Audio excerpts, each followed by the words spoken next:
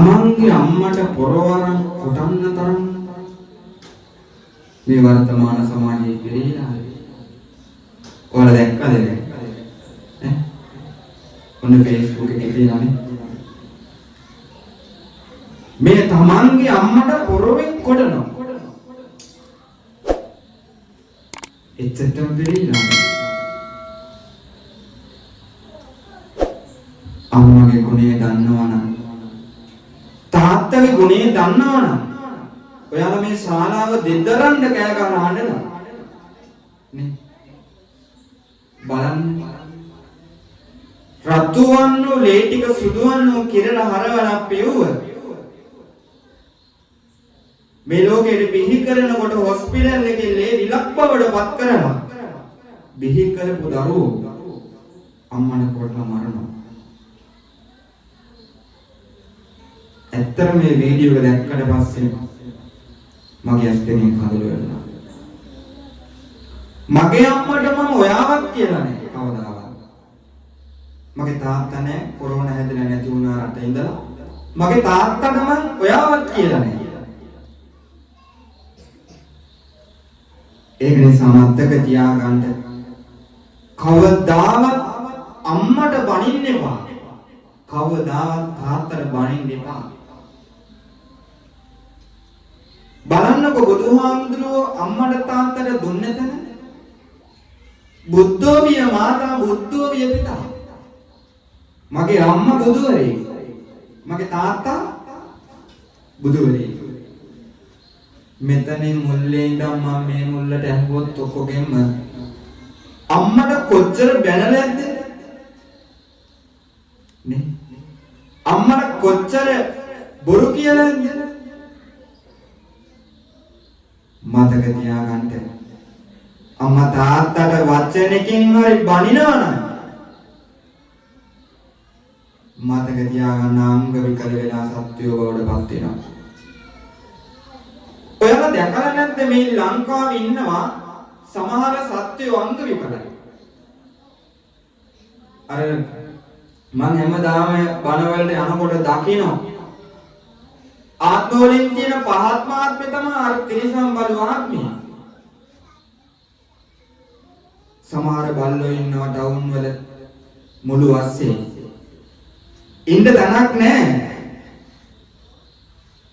එක්ක අත් දෙක නැහැ එක්ක කකුල් දෙක නැහැ. නැද්ද? දැකලා නැද්ද එහෙම? එහෙම වෙන්න ඕන නම් කරන්න ආනන්තරිය භාව කරනවා. ආසාවක් තියෙනවද දන්නේ නැහැ එහෙම වෙන්න. නේ. එහෙම වෙන්න ඕන නම් අපාගත වෙන්න ඕන නම් අංග විකල වෙන්න ඕන නම් සුද්ධ සිංහලෙන් මොකක් කිව්වා? එහෙම වෙන්න ඕන නම් කරන්න ආනන්තරිය භාව කරනවා. මතක තියාගන්න මේ සංසාරේ යන්නේ මිනිස්සු කරන දේවල් එක්ක. කර්මය කියලා එකක් තියෙනවා අහලා තියෙනවද? කර්මය.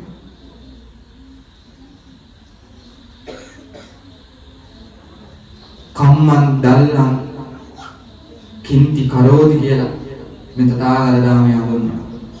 කර්මයේ දැඩි වූ කල කුමක් කරන්නද? නේ? සමහර විට අපිට හෙට වෙනකොට ඇවිද ගන්න බැරි වුණොත් ඒක නිසා මතක තියාගන්න ජීවිතේ හැම කැපකිරීමක්ම අපි වෙනුවෙන් කරන්නේ අපේ අම්මයි තාත්තයි. දැන් ඔයාලා කසාදෙම බැඳලා ඉන්නේ. අම්මා බලන්න ගෙදර ගිහුවාම අම්මා කවදාවත් බත් කටක් දෙන්නේ නැතුව එවනවද?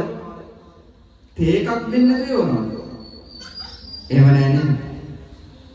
බත් කටක් වෙලා හරිම අම්මා සන්තෝෂෙන් දෙන්නේ. අපිව හදන්න පෝෂණය කරන්න කොච්චර අම්මා අත් දෙකෙන් බත් තුයලාද? නේ? ඒක නිසා අම්මගේ ගුණ හදවතේ තබා ගන්න ඕනේ. බලන්නකො පුංචි කාලේ අපි වෙනුවෙන් කරපු කැපකිරීම නේ. සමහර විට පුංචි දරුවන්ට අසනීය වුණාම පුංචි කාලේ අම්මා නහයට කට තියලා සුදු සූරනවා. නේ නැද්ද? කවුද මේ ලෝකෙම කරන්නේ? මං අහන්නේ. එහෙම කරන්න පුළුවන් කාටද කියන්නේ? පුංචි දරුවෝ වඩාගෙන අම්මලා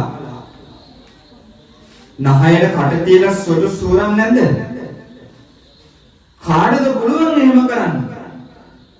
අම්මට විතරයි පුළුවන්.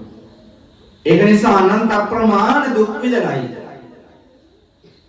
අම්මයි තාත්තයි අපිව හදන්න පෝෂණය කරන්න කැපකිරීම කළේ. ඒක නිසා අද අම්මා තාත්තගේ ගුණය කියලා දෙනවා. මෙච්චර කාලයක් අම්මා තාත්තට බැන්න නම් ගැහුවා නම් කකුල් දෙක අල්ලලා ඇඳලා සමාව ගන්න. සත්‍ය වූ ධම මේ තියෙන නිසා තමයි අපි මේ කහ ජීවිතයන් දාගෙන මේ තරුණ කාලේ නේ අපි වගේ තරුණ කාලේ කොල්ල කම්බල කරන දේවල් නේ බයික් වල හැන්ඩල්ට දාලා ඉතින් අපිට බෑ දෙහෙම අපිට පුළුවන්. හැබැයි සත්‍ය වූ ධමයක් තියෙන නිසා මේ සංසාරයෙන් දුකින් මිදෙන්න ඕන නිසා අපි තාත්තේ අපි මේ කාජීවරයන් දාන කරනවා කැපකිරීම. ඒ නිසා කවදාවත් අම්මා තාත්තා නම් බනින්න එපා. අම්මා තාත්තගේ අගේ තේරෙන්නේ වටිනාකම තේරෙන්නේ ගේ ඉස්සරහා මිනිහ පෙට්ටියේ ඉන්නකොට. නැද්ද? ඉන්නකොට තේරෙන්නේ නැහැ. ඒක නිසා අම්මව ආරක්ෂා කරගන්න, තාත්තව ආරක්ෂා කරගන්න. ජීවිතේ සමහර විට අපි මැරෙන්න ලං වෙලා ඉන්නකොට වතුර උගුරක් හරි දෙන්න ඉන්නේ අම්මා. කසාද බඳලා ඉන්නකොටත් වයසට ගියාම ඈත් වෙනවනේ ටිකක්. නේ. එතකොට අපිට කවුද ඉන්නේ? ඉන්නේ අම්මා එක්ක තාත්තා. නේ. වයසට ගියපුවම සමහර ඉන්නවා මේ ඈත් වෙනවා දෙන්න. මට උඹ හරියන්නේ බබත්. ඒ නිසා ඒ කරුණු ටික හොඳට මතක තියාගෙන අම්මාට ආදරය කරන අහිංසක තාත්තට ආදරය කරන චරිතයක් බවට පත් වෙන්න මේ දින ඔබදා ඔබට හේතු වාසනා වෙත්වා වේවා කියලා මම ප්‍රාර්ථනා කරනවා.